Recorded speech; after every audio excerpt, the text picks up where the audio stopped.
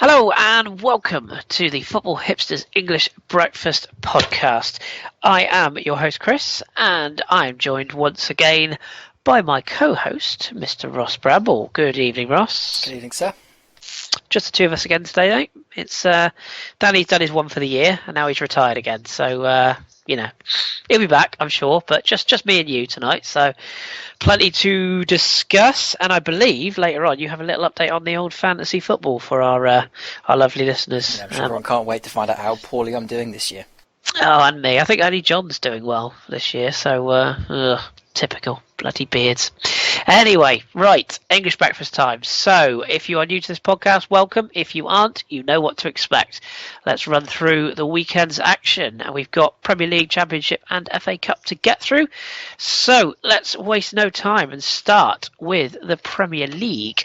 Where shall we begin? I would like to begin with... I'm going to begin with Liverpool, Ross, because it was quite the performance today. Now, I'm fully aware you didn't get a chance to see much this game earlier on yourself, but I luckily did. But I'm sure you could see from the score of 6-1 victory over Watford, it's fair to say that Liverpool are on a bit of a stomp at the moment. Now, I don't want to annoy any Liverpool fans listening, and I don't want to upset anyone.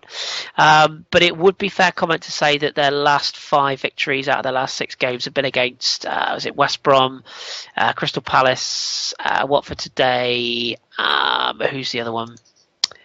Swansea and Hull. So a little bit hard to judge, but there's no doubt about it. They're playing some good stuff at the moment, aren't they?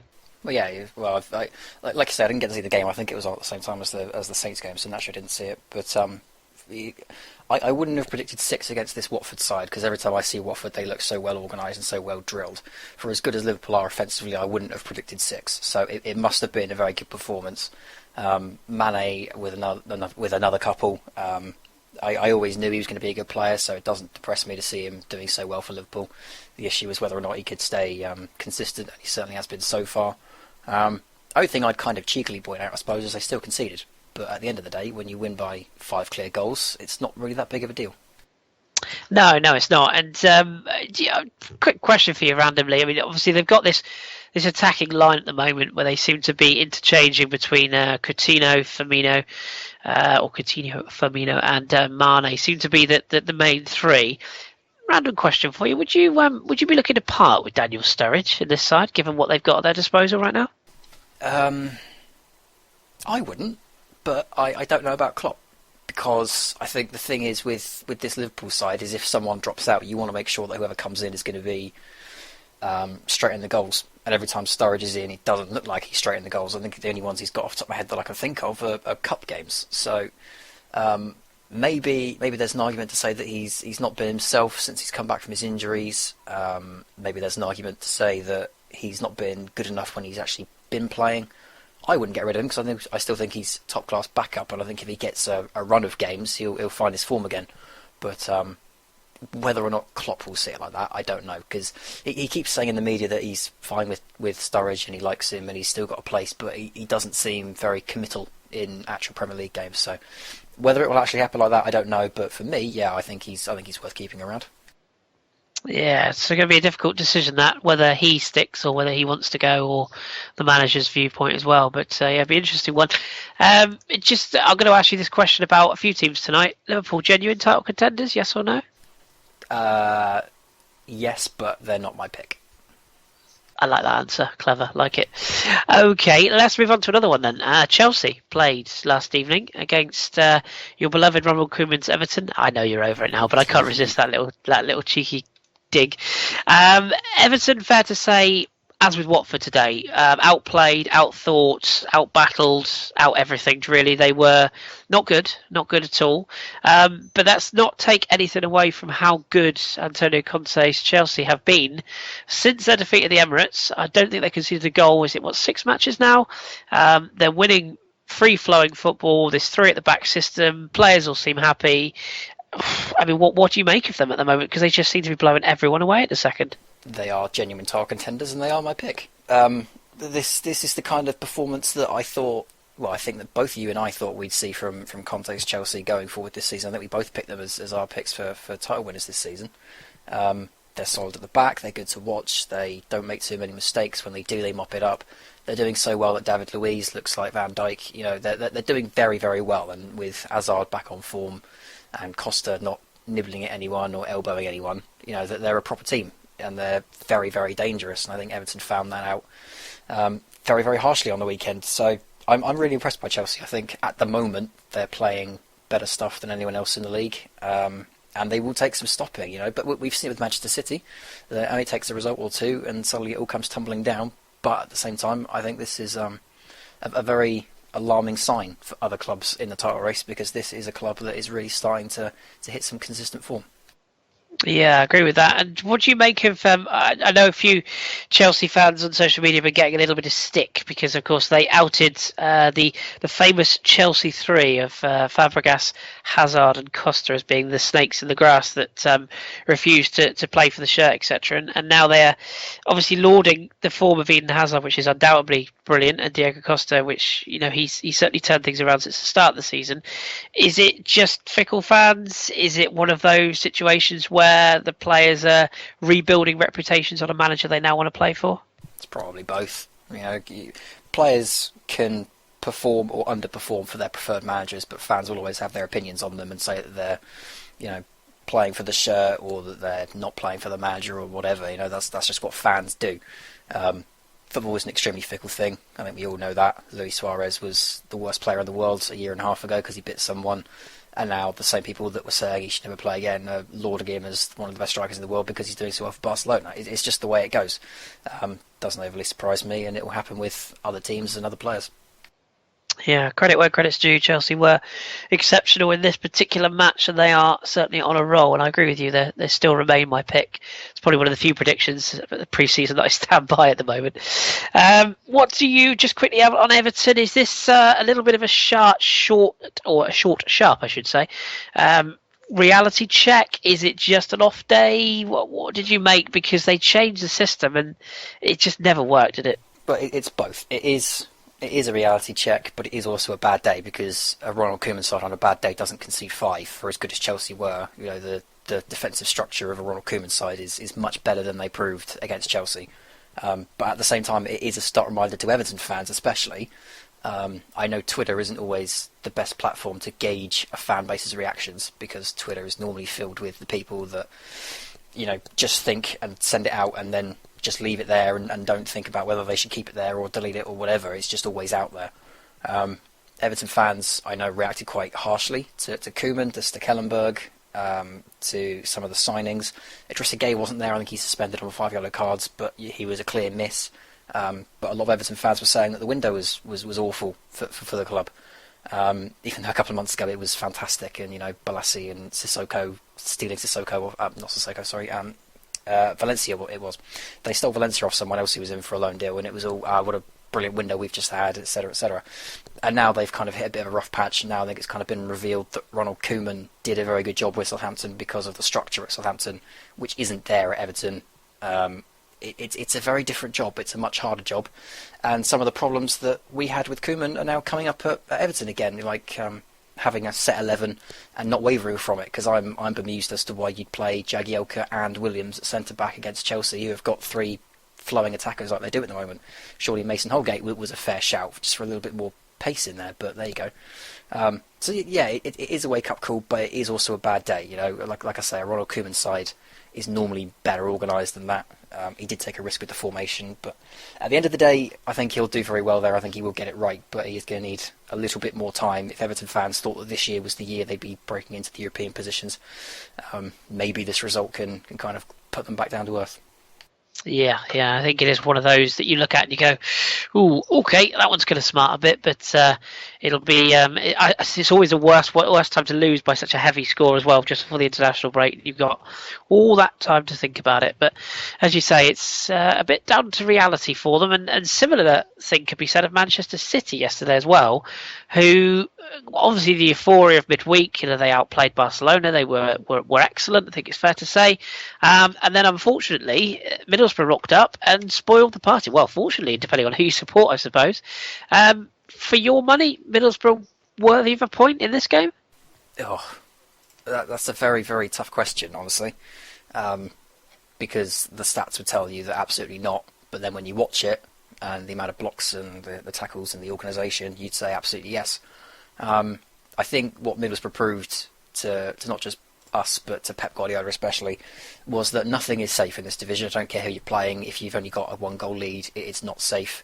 I don't think Middlesbrough had brilliant chances to score, but they only needed the one chance, or the one really good clear-cut chance, and it went in. When Manchester City were punished for not finishing well, or punished for not breaking down a very resilient Middlesbrough side. So it depends how you look at it. On stats alone, you'd say Manchester City clearly deserved that, and it was a very harsh draw on them. But on the flip side, fantastic defending from Middlesbrough. It's a free point because you wouldn't have expected them to have gotten anything from that. So it's a massive, massive result for them, whichever way you cut it.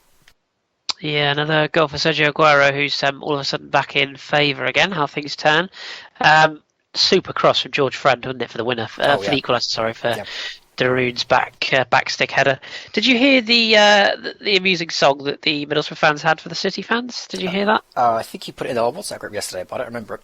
Yes, it was a little song they were singing to Victor Valdez, their goalkeeper. Yep. To the Manchester City fans, Victor Valdez, he's won more than you.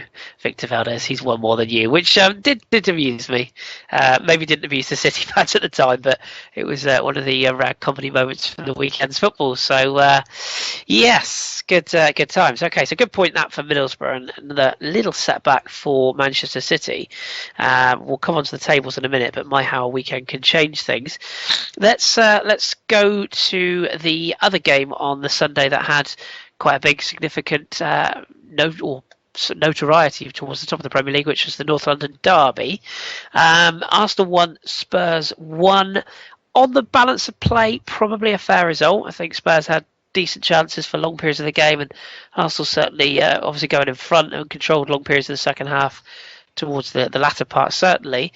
But what sort of game did you make, or what did you make of the game? What sort of opinion did you have of it? Because it was a lot of effort and blood and thunder, lacking in quality at times. Would that be fair?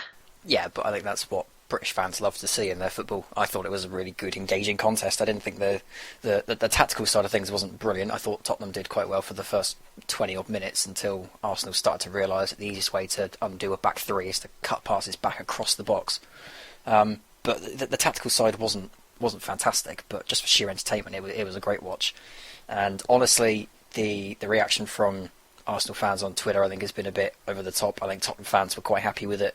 Both sets of fans probably would have thought there was something for the taking there, but I think Tottenham fans are a bit happier to come away with a point and say it's a pretty good result, whereas Arsenal fans seem to be thinking it's the end of the world and it's the start of a slide down the table and all kinds of weird stuff. So I thought it was a fair result. I thought it was a very even game when you weigh it up. I think Arsenal had the best chances, don't get me wrong, but I think it was a very even game, and either one of them could have nicked it with a silly goal. The free kick from Eriksen, I think it was, to hit the post in the second half, that could have very easily gone in, and suddenly it's a completely different conversation we're having. Up the other end, Walcott's shot that hits the post in the first half, it's a completely different conversation we're having. So I'm of the opinion that this was a good point for both and a very engaging watch for the neutral. Yeah, an opening own goal from Kevin Wimmer, and great header. Yeah, it wasn't it? Yeah, it really was. At the right end, it would have been quite a happy chat, but obviously not at the wrong end. Equalised by Harry Kane penalty from Lauren Koscielny's foul, which it was generous, but I think it was a penalty. Oh, it was a clear penalty to me. My neutral hat on. Clearly stepped in front of him, so he may have made a bit more of it than he should have, but he clearly blocked him off. That said, your friend of mine, Victor Wanyama, how he didn't see red is beyond me. Well, we could spend an entire hour talking about Victor Wanyama and people's opinions of him, but take it from me, folks, having watched him for 2 or 3 years at Southampton, he has not got a footballing brain. What he does physically is brilliant, and he breaks up play and he gets in people's faces, and it's fantastic. But he just doesn't have a brain in his head. He needs someone like Schneiderlin or Dyer next to him to tell him when to go and to cover him when it goes wrong. So yeah, I don't remember the elbow. I have to admit that, but he's a very strange player, Wanyama. Yeah, an hour of Victor Wanyama talk would sure to get us turned off, so we'll move swiftly on from that one.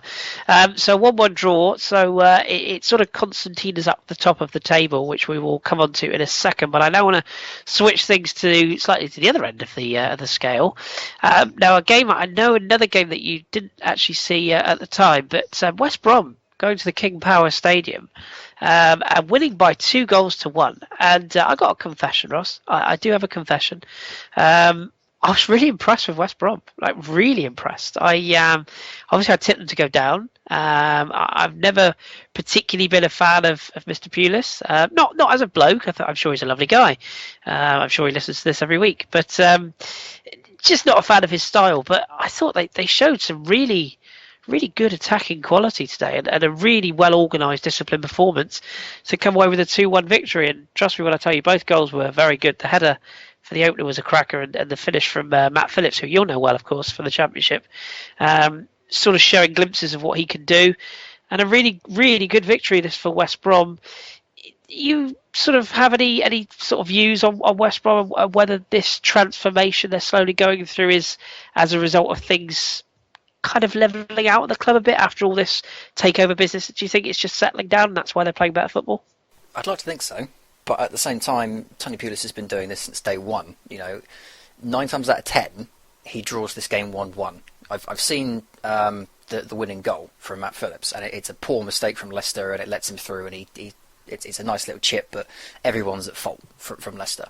Normally, this is a 1-1 draw, and you, among others, will be saying, well, it's a typical Tony Pulis performance, it's dragging them out, it's 1-1, it's good organisation, etc., and it's not all that fun to watch. So it's a kind of 6-1 for me, really. I'm a big fan of Tony Pulis. I love the way he sets his teams up. I love the way that he just puts the result first, that the fans hate him sometimes because of the football that gets played, but it works, and it keeps West Brom in the league.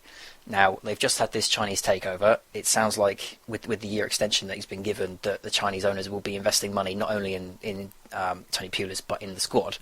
So it sounds like there is room now for development, but you have to say, first and foremost, that if not for Tony Pulis being the manager that he is and setting teams up just to get draws away from home, or even at home, they wouldn't have the opportunity now to be building a Premier League club that can move up the table. So I'm a big fan of his. I hope that in January he gets in the couple of players that he wants. I hope next summer he gets to build a bit of a better team and one that he thinks can move them further up. But this is a fantastic result for West Brom. Let's not make any bones about it. They are still in a relegation fight until they start buying some more players in. They need a few more Nasser Chadli kind of deals. But this is a massive, massive 3 points. And it's also a big defeat for Leicester as well. Let's not forget that. Demi Redknapp on Sky was saying that they are still possible relegation contenders. And honestly, if it wasn't for the fact they won the title last year, I think more people would be saying that. Yeah, I think it's a really, really good sign of what they can do. It's whether they can continue to do it. It's that consistency element. And ironically, that's probably what Leicester are suffering with the most in the opposite direction. They can't seem to get a good run going in the Premier League, yet they seem to be faultless in the Champions League. Obviously, I asked you before on previous podcast whether you thought Champions League was probably their priority, and it seems like it might be. But what do you think is going wrong for them in the league? I mean, Jamie Vardy was dropped today for lack of form. They don't look quite. In the squad though, eh? Yeah, well, more on that later. But yeah, he was dropped to the bench. They brought in Isman Slimani, who got the goal. They don't quite look as defensively sound to me. Robert Zieler is not a bad goalkeeper, but I don't think he's as good as Schmeichel. It has a sort of a little bit of a ring to classic team in the Champions League not really having a big enough squad to rotate on a regular basis. Is that fair? Because they made some good signings. I think it would have to be. There's obviously a reason that the league form has been tilting and the Champions League form has been doing so well. Now, you could argue it's because the Champions League group they've got is relatively simple for them. They've got 3 teams they could feasibly beat, most weeks in the Premier League. At the same time, this is still the team that won the Premier League last year, It should be doing better than it is, and it can't all be down to Kante. By the way, it's Kante, not Conte, as everyone seems to be loving calling him on the commentary. Thank you. So, yeah, Conte playing for Conte, that winds me up hugely. Anyway, that's a different discussion. The Leicester side, I think, we've said it for the past couple of weeks, they seem to be going hot and heavy in the Champions League. And I've kind of put the idea out there that maybe it's because players want to get their names in the paper and show clubs what they can do. And when they get back to the league, either they don't care as much, or they're just knackered. And it could be either of those, or it could be a tactical setup. It could be any number of things. But I think at the end of the day, the Champions League is hurting them just as much as it's helping them. And I'd also say maybe even winning the title has hurt them just as much as it helped them, because people came in for their players, because it unsettled the team, because it's given these players now the idea that they should be somewhere else. You know, Arsenal were in for Vardy, Mahrez was being touted by everyone. Have players suddenly thought, well, we're a little bit better than this, and do well in the Champions League, a couple of bad results in the Premier League, heads drop? I don't know. It could be any number of things. Either way, they do have to be careful. You know, as much as I want them to enjoy the Champions League, because they fully deserve it after last year, they do have to be careful about the league form, because as we know in the Premier League, and as this weekend proved especially, you can never be sure of points in this division. Any team can beat anyone, and a one-goal lead is never enough. And Leicester again found that out today. Yeah, well put. And I think maybe during our we're having obviously the international break coming up. We've got a little announcement later on, and during that announcement, maybe we'll drag Mr. Simon Collins back onto our show and have him have a little chat about Leicester, because he knows them better than most, covering them for us. So, well, not for us, but for his day job. So maybe we'll drag him on at some point. But let's switch games again. Let's give you a couple of minutes to talk about your game with Hull. What happened here? Because you were 1-0 up and fairly comfortable from what I can gather, and then 2 goals in 2 crazy minutes, and you go on to lose the game. And obviously it's a big result for Hull. It's not take anything away from them, but what went right for Hull and what went wrong for Saints? Well, I don't want to make an excuse on it, but I do think the Inter Milan game didn't help. We put a lot into that game because it meant so much for the group and for the club and for the fans, etc. Then going away to Hull City is a long trip 2 days after playing Milan. And I think you could see it in the starting 11. It did look very sluggish at times, and maybe that's the travel, maybe that's the fact that Hull were awful in the first 60 minutes. That's as bad as I've ever seen them, and I've watched them quite a lot over the last 4 years since they've been Championship, Premier League, Championship, Premier League. They were just absolutely awful for the first 60 minutes, and honestly, Southampton should have been 2, 3, 4 clear ahead, and it should have been done by half time. We didn't take our chances. Our game dropped. It became very sluggish and slow. We just completely lost all of our levels. In the first half, Hull lost 2 players to injury. They lost Abel Hernandez, and then they lost the youngster they just brought in from Man United, whose name completely eludes me now. But as soon as he went down, they brought on Robert Snodgrass. Now, I am terrified of Robert Snodgrass. I've seen him enough in the Championship to know that when he comes on, he changes games with his set pieces and his long-range shots and his range of passing. Now, the first goal was a Robert Snodgrass goal, and it's an absolute rocket, and no one's stopping it. The second one is a Robert Snodgrass free kick, which is a brilliant delivery, and it gets a very, very, very good header from Michael Dawson to turn it in. You can't deny the quality of the 2 goals that Hull scored, and then they just had to sit in and defend, which is what they've been doing all season. Now, they're not as good as defending as Burnley have been, but they're still pretty good at it, and they certainly put their bodies on the line. They've had some cleared off the line, turned onto the post, 1,000 corners going our way, but they just stopped every single one of them. Some brilliant saves from David Marshall. It just didn't go right for Southampton today. It did look a bit sluggish, and it did look a bit slow, but we had our chances. Hull were just very, very good at defending, and the 2 goals they got were absolute quality. So there are Southampton fans already saying that Fraser Forster is now becoming a worse goalkeeper this season, and these levels have dropped, and Font needs to be dropped, and Yoshida isn't a very good right back, which I can agree with, and this striker's not good enough, or we need to do this and a new. It's just one of those games. You know, every club has one of these at least once a season. Every club goes through a period where they just can't beat this team. You know, for 90 minutes, this team just has your number, and you can't get through them. Last season for us, it was West Ham. We went 1-0 up in the first half, and then we were absolutely cruising, but we just couldn't get another goal, and they scored 2 in the second half. We had it with Aston Villa, we've had it with Wigan. It just always happens, you know. Clubs just run into teams where you just can't put the ball in the back of the net, and if this was any other club that Hull had beaten today, I'd be all over it, and what a fantastic result it is for Hull. As a Southampton fan, obviously, it's a bit painful to look at that result and know how good we were and we really should have won. But for Hull City, that's a massive 3 points. You know, they would have been looking for 1. 3 probably wasn't on the radar. So, fantastic result for them. For us, you just got to shrug it off, move on to the next one, and just say this was a bad day. Yeah, as you say, a big result that for Hull because they've been on a rotten run recently, and they needed that to get themselves back on the horse. And it's a win that brings them a little bit closer to those clubs that are just outside the relegation zone, which brings us also to West Ham, who I must confess they've turned themselves around a little bit in recent weeks. And I was glancing at the table earlier on. I thought, oh yeah, West Ham, they've been better recently. They're probably about 10th or 11th. They're 17th. They're still very much down there, aren't they? It's 2 wins from the last 5 has maybe just glossed over that a little bit, but another draw yesterday at home to fairly informed Stoke, who've definitely turned it around themselves. 1-1 draw. It's still not right, is it, at West Ham? There's still, I don't know, something a bit sticky about their performances. Yeah, it's still Payet or no one. Every time I see them, it seems like they're just waiting for Payet to get a free kick in a good position or jink past someone, and then the rest of the players are like, yeah, we can do this now. It just seems very flat. I think Tom, obviously our Spanish expert for the main pod, he said on Twitter a few weeks back that this was a side that's dropped off because they haven't got a Euro 2016 places to play for. Now, I'm not that cynical about it, but I certainly think there's a case to be made that some of these players haven't got anything to play for now. The summer's been and gone, nothing to look forward to this summer. Have some heads dropped, and people have just thought, well, let's just cruise through this season. We did well last year, we'll do well this year. Have levels dropped? I don't know. But with Payet, he's said in an interview after the game, didn't he, that he's not closed the door on leaving in January. So it already sounds like there's something, maybe even in the changing rooms that's changed, a mentality switch.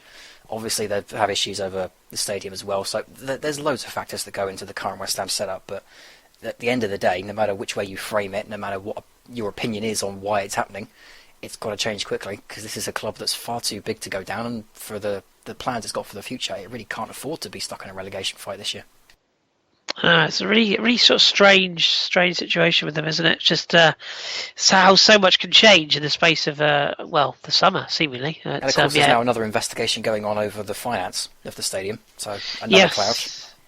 It strikes me as a club that is just very sort of things are not right off the pitch, things are not right on the pitch. It's just a lot of kind of issues that need to be sorted out before Bilic can get things right on the pitch itself. And they also strike me as a team that I think they need reinforcements in January personally as well. It'll be interesting to see what they do, even though that is of course a month away.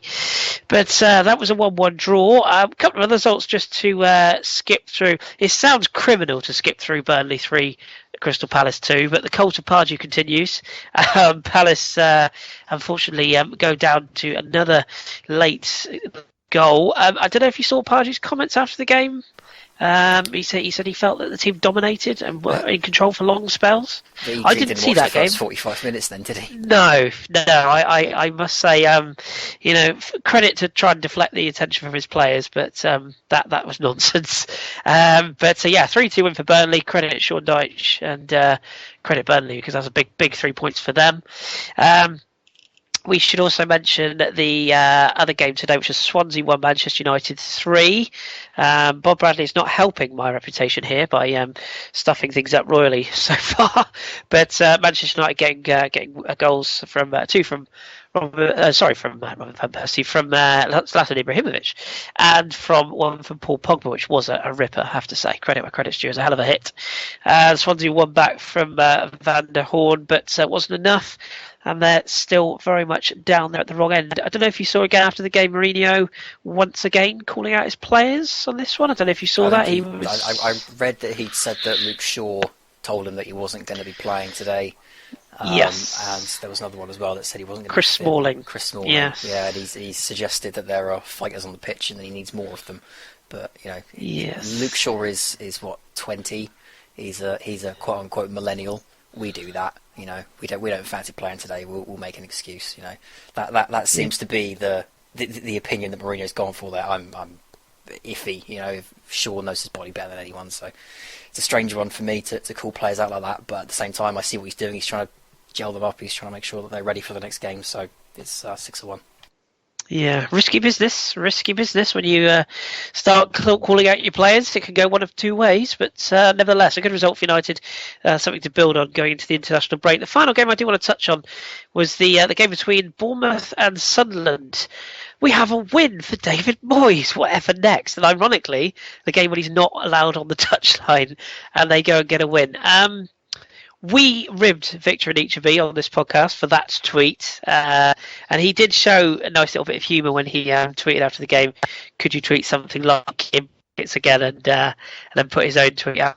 But he played this, his second half with a cracked rib. Yes, absolutely thunder bastard in the first goal. Really, really good finish. I think it would be fair to say Sunderland got out of this a little bit out of jail because Bournemouth were on top for long spells. But with 10 men, that's the sort of fight that they're going to need to dig themselves out of the position they're in. Is this the light at the end of the tunnel, or is this a false dawn, just one-off good performance for you? It's a false dawn, and it's the same with Hull. My opinion on Sunderland Hull hasn't changed at all from this weekend's results. Bournemouth should have been 3 or 4 clear by half-time.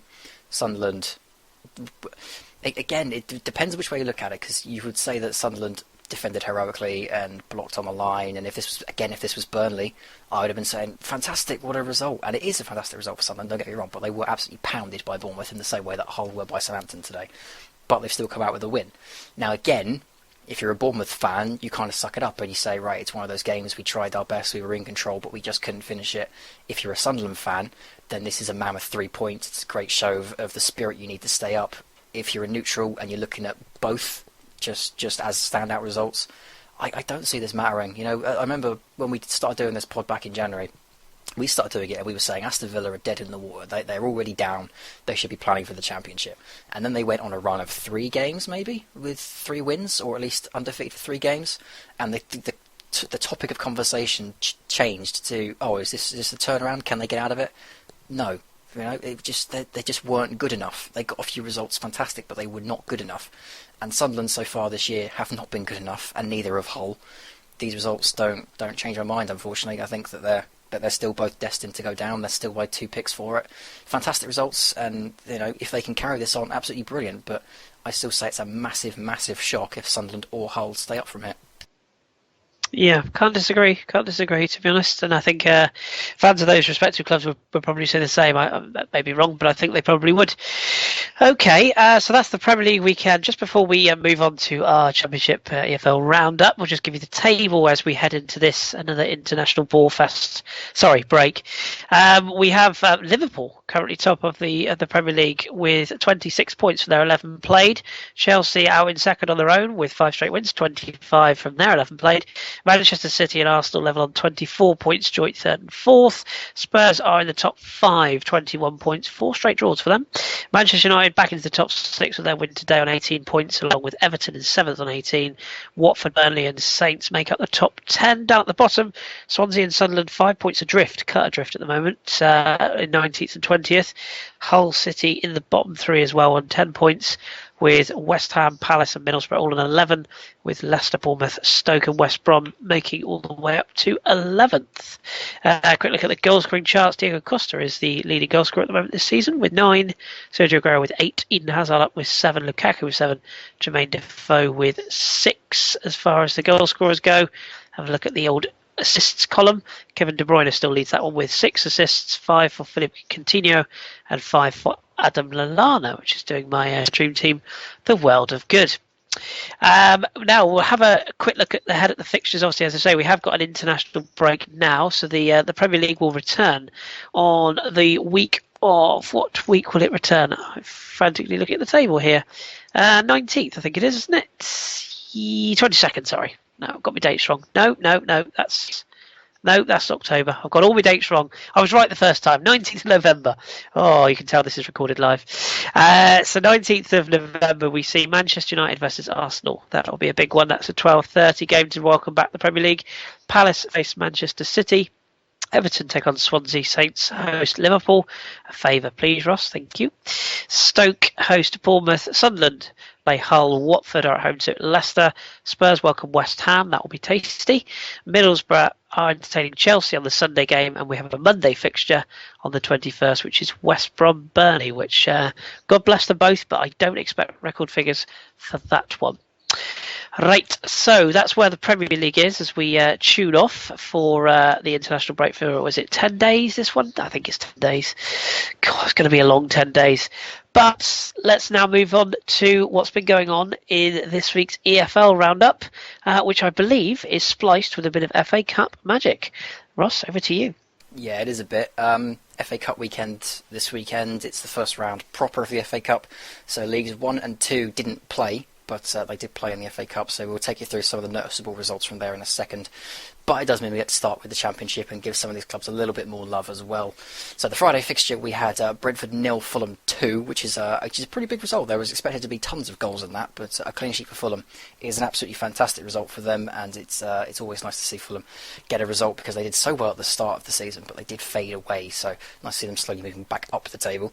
That was the Friday game, though. The weekend's fixtures, we had some really incredible results, but I think the real standout from the Championship this week was the quality of some of the goals. So I'll pick some of these out and please look them up because some of them were absolutely brilliant. So we're going to start with the early kick-off on Saturday. Was Wolverhampton Wanderers versus Derby County. Now Wolves have appointed a new manager. That's Paul Lambert. He wasn't there he wasn't in the dugout, I should say, for this game. He was appointed after the game as to not distract, so I'm told. But it didn't really help much. Wolves still lost that game 3-2 to Derby County. This one was set alight by a Darren Bent goal, which is absolutely fantastic. He's never hit a ball as well as he did in that game, and he never will again. Absolutely look it up if you haven't seen it because it's quite incredible. But a fantastic result for Derby County. 3 goals in one game is unheard of so far this season for them, but it seems like Steve McClaren is starting to get them back to some of their best form. Aston Villa 2-1 over Blackburn Rovers, a great result for them, especially since Blackburn Rovers took the lead in that. Again, Southampton loanee Sam Gallagher getting on the score sheet, quietly impressing over there at Blackburn. I know there are rumours that he could be signing there permanently, but I don't think Southampton are going to want to let him go after this. But another fantastic win for Aston Villa, still unbeaten under Steve Bruce, if memory serves. Burton versus Barnsley ended 0-0, but both of those clubs slowly starting to slide towards the relegation zones, Burton in particular, and I do start to worry about them at the moment, but maybe their good start is enough to keep them going, but I think both of them will be very disappointed with that result. Huddersfield Town, a 1-1 draw with Birmingham City. Their bubble seems to have burst. A few weeks ago they would have been putting 3 or 4 past Birmingham, it seemed, but now they're only getting a 1-1 draw. You start to feel like they're starting to tail off, but again, because of the momentum they built at the start of the season, it could carry on. You just never know in the Championship, but that's a disappointing result for them. Newcastle 2-1 win over Cardiff. I can't think of how many games they're unbeaten now. I think it's 6 wins in a row, if memory serves, but that's a fantastic result for Newcastle. Cardiff, I don't think we'll worry too much about that, but still a disappointment. Norwich City, really starting to concern me at the moment. I tipped them for champions because I knew that they were more comfortable with this division than Newcastle were. But I did say, as a caveat, it all depended on which one could keep the momentum. Now, Norwich have gone completely off the rails lately. 4 games without a win, I believe, and 3 defeats in a row. This weekend they lost 3-2 to Leeds United. Now, they were, if I remember rightly, they were 2-2 at one point, 88th minute, I think it was. And we all thought the Norwich had earned a point back against the Leeds side that really gave them a really good game. But they lost in the last minute to a goal from Ronaldo Vieira, another one to keep an eye on, and another goal to watch as well, because it's a very good goal from that kind of range at that kind of point in the game. It's a very, very good drive from all of about, 30 yards, maybe 25, but a fantastic goal, a fantastic result for Leeds as well. They're going really well under Gary Monk all of a sudden, but Norwich really starting to fall off the pace. Nottingham Forest, now not only did Queen's Park Rangers here cost me £250, but this result also cost the managerial position of Jimmy Floyd Hasselbank. Nottingham Forest won, Queen's Park Rangers won. Still no clean sheet for Nottingham Forest, but 2 red cards in this one for Carl Henry of Queen's Park Rangers, and then Kelsa Parise, one for Hildeberto Pereira of Nottingham Forest. That's now 3 red cards in 8 games for him. But yes, this one did put pay to Jimmy Floyd Hasselbank. Rumours that Tim Sherwood will be going in there because of his friendship with Les Ferdinand, but I don't think that's going to really help Queen's Park Rangers out too much. I'm kind of surprised personally that they cut him off there, Jimmy van Hasselbank. I think if you'd given him more time and some more finance, I think he could have turned things around. But clearly, the board were not impressed. Rotherham lost 3-1 to Preston North End, and Preston have been really, really impressive the past couple of weeks. Another fantastic result for them. And then Sheffield Wednesday. Sheffield Wednesday lost 2-1 to Ipswich Town. Now, I love a good bit of Ipswich Town. I think what Mick McCarthy's doing there is fantastic, but I was really surprised to see them beat Sheffield Wednesday this weekend. Tom Lawrence with a fantastic goal that needs looking up in this one as well. It's not a thunderbolt from 30 yards, but considering the quality of some of the other goals in the Championship this weekend, you can probably be forgiven for enjoying a bit of variation. It reminds me a lot of Gaston Ramirez's one, or maybe even Payet's one from the other week, so that Tom Lawrence goal, one to look at as well. Reading 3, Wigan 0. Now, Wigan have just changed their manager. They've just brought in Warren Joyce, who's the former under-21s manager at Manchester United. His first game in charge ended 3-0 to Reading, and Gareth McCleary also scored the fastest goal in the Championship season so far. I can't think of what seconds it was, but it was certainly not the kind of start that Warren Joyce would have wanted. Very strange decision for me to get rid of Gary Caldwell. I hope that Warren Joyce can turn them around, but I still think that's a very, very risky business. Reading, on the other hand, now, I think, if I'm right in saying, they're still in the promotion chase. Yes, they're 4th, so fantastic result for them, and any discontent the fans may have felt towards Jaap Stam's style seems to have passed. And then there was Bristol City 0, Brighton and Hove Albion 2. Two fantastic goals in this. First one was from Murphy. The second one was from Murphy, which is a good low drive from just outside the area. It is a good goal, but it's probably going to be overshadowed by a fantastic chip from Stephen Sidwell from about 50-45 yards out, with his weaker foot as well. Amazing that we're talking about Sidwell chipping a goalkeeper from 50 yards with his weaker foot, but there you go. Miracles do happen. Fantastic move of Brighton. Suddenly they are up in second and looking very tidy. 5 points clear of third place Huddersfield. Norwich not even in the picture right now, so that's a fantastic result for Brighton. Now the Championship I'm sure we'll get into next week during our off-season, but the FA Cup deserves a little bit of love as well. Now there are God knows how many FA Cup fixtures, so forgive me if there's one that I miss here, because there's just so many to go through. But some of the noticeable ones to pick out: Eastleigh 1, Swindon Town 1 is a fantastic result for Eastleigh. They would have loved, obviously, to have won that. I know Ronnie Moore said live on the BBC post-match that the replay was not ideal. He didn't want it, and he would have preferred to have just won it outright. But there you go, more money through the turnstiles for Eastleigh, so it's a good result for them in the end.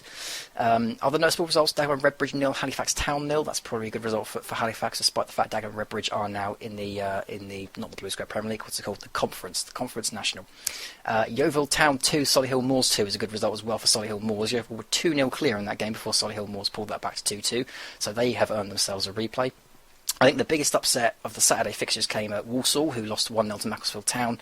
Now, 10 years ago, Macclesfield Town were a quite established League Two side. Unfortunately, they've been through a bit of a rough patch, and they are currently in the conference as well. So with Walsall in League One, that's a pretty big result for Macclesfield Town, away to Walsall, getting a 1-0 win. Northampton Town 6, Harrow Borough 0 is a bit of a shame for Harrow, but you always get these in these kind of FA Cup fixtures. The lowest ranked team in the FA Cup right now is Westfields, who started their FA Cup campaign in September, and they managed to draw 1-1 with Curzon Ashton, who I'd never heard of before, but there you go. 1-1 draw is still good for them. Curzon Ashton are a couple of leagues higher. I think, if I'm right in saying, Westfields are in the 6th tier of English football, so a great result for them. They get a replay. If they could get through to the next round, which against Curzon Ashton you say they've got a fair chance, it would be massive for a team like Westfield, so hopefully they can. Milton Keynes Dons given a bit of a harder time they would have liked. They only managed a 3-2 win over Spennymoor Town. Gillingham drew 2-2 with Brackley. That's a fantastic result for Brackley. They get a replay and a bit more money through the doors as well.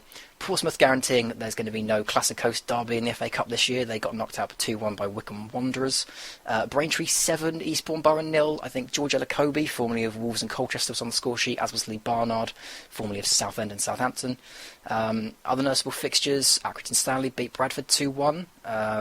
Looking down the list, Whitehawk 1, Stourbridge 1, still a good chance for both of those teams to get through to the next round. Exeter City going out 3-1 to Loon. I don't think they'll be too disappointed with that, because they've got much bigger problems in the league, but still a bit of a big result. Charlton 3, Scunthorpe 1 is a bit of a surprise as well, because Charlton have been very wobbly in League 1, but Adam Oldham was on fantastic form in that game and got a couple of goals, so a big result for Charlton. And the other big one from the Saturday fixtures was probably Peterborough just getting past Cheshire United. They were 2-0 up, to give them credit, but they only managed to get through 2-1 against a team they were expected to absolutely pound. But there you go, good result nonetheless with Peterborough. On the Sunday fixtures, I promise we're getting to the end soon. Taunton Town 2, Barrow 2. I know Taunton is one that Kris likes. Barrow is one that I have a friend who supports Barrow, who's down there to watch them play at Taunton Town. It's a very shocking result to see Taunton Town get a 2-2 draw there, but fair play to them, fought them all the way. Maidstone United almost went through, but a last-minute equaliser from Rochdale, I think it's from the penalty spot if memory serves, keeps that at 1-1, so that's going to go to replay as well. Carlisle United still unbeaten. They beat St Albans City 3-5 away from home. Bournemouth gets a replay against Notts County as well. That finished 2-2. And I think that's about it from the noticeable results from the FA Cup. One more fixture to go on Monday night, which is Southport versus Fleetwood, and then we're making for the draw for the second round. So, yeah, that went on longer than it needed to, but it's the FA Cup, everyone's playing, and there's a lot of shocks going on all over, from the Championship all the way down to some of the lower leagues in the FA Cup. So there you go, you are all wrapped up for another week. I'm off to finish off the pint of water I've got beside me because my voice is fading. Never apologise. There's plenty of games to get through, and I'm sure our listeners appreciate you going through them all. So, thank you very much. Excuse me. I was following the Taunton Town game actually at lunchtime today, and or 2 o'clock as it was, and Taunton were unlucky actually. They were in front twice in this game. They took the lead through Matt Wright, who's actually born from where I am at the moment, down here in Plymouth. He got the opener, and all seemed to be going well. And then I believe Barrow equalised through Harrison penalty. But just 2 minutes later, Matt Villiers, who's a defender, 32-year-old, popped up with the second goal for Taunton, 2-1 up, and then just before half-time, Barrow equalised again, but then they had a man sent off. Hughes was sent off, and I think it's just before the end of the first half, and I think Taunton will feel a little bit frustrated they didn't go on to win that against 10 men, but 2-2 results, fair play to my hometown club, so well done to them. Okay, but we have a question, Ross, before we go into it. We'll give a fantasy football update in a second, but we did have a question come in this week, which is from our good friend Jimmy, which is our friend who's at NN_Guna, and he has a championship related question for you.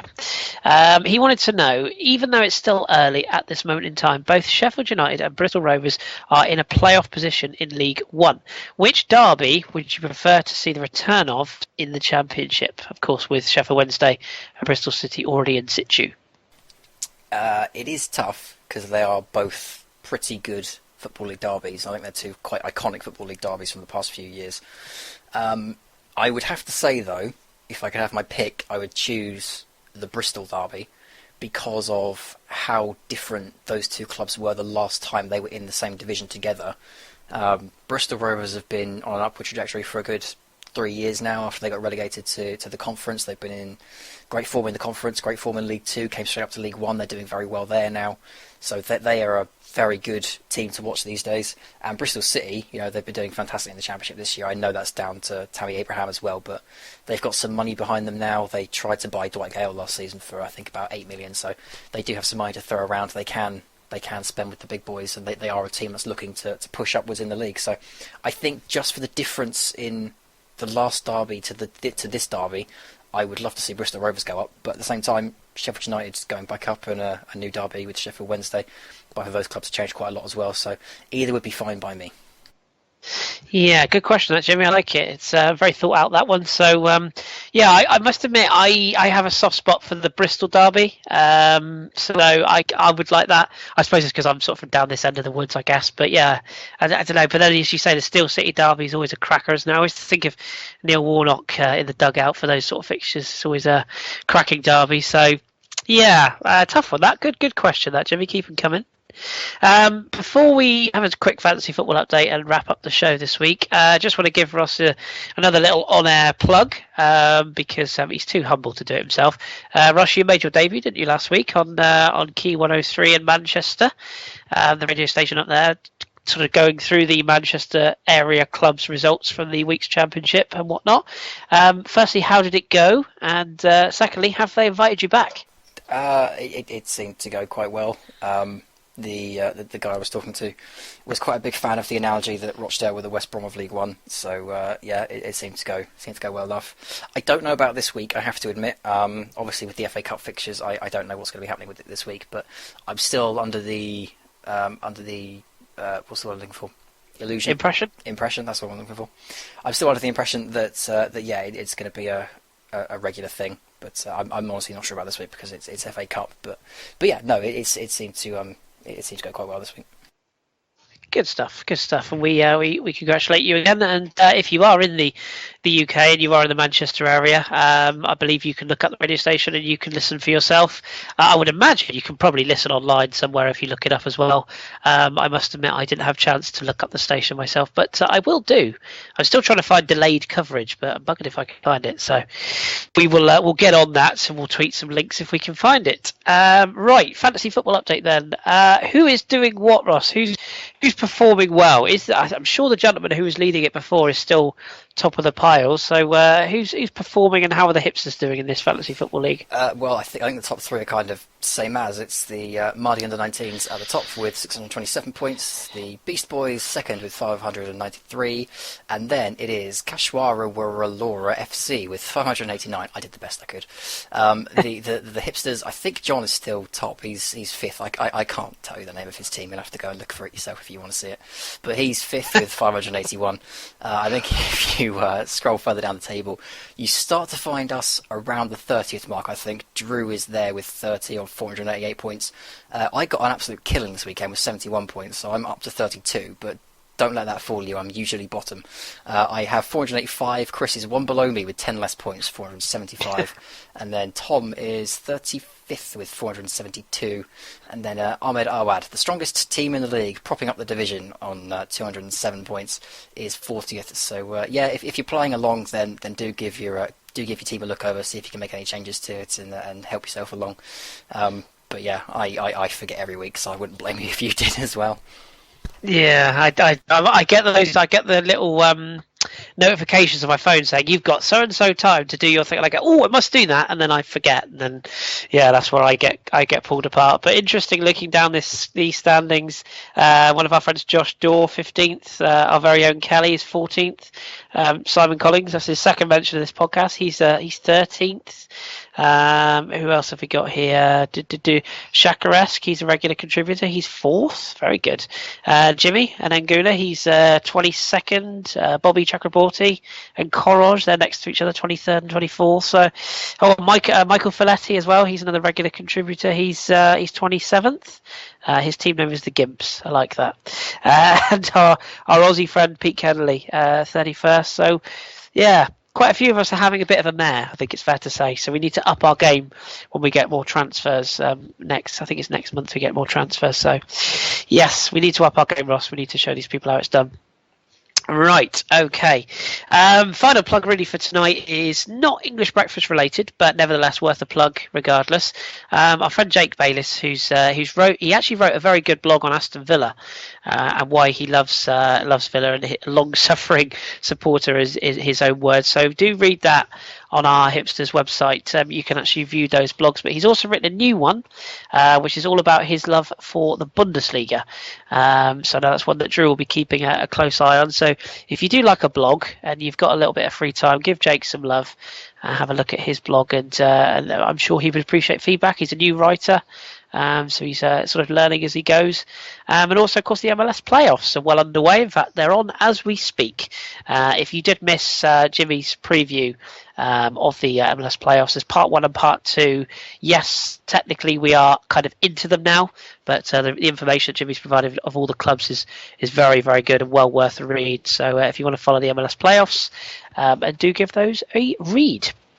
Right, Ross, before we go, we should mention you and I are going to sit down at some point over the international break and have another little natter about the Championship specifically.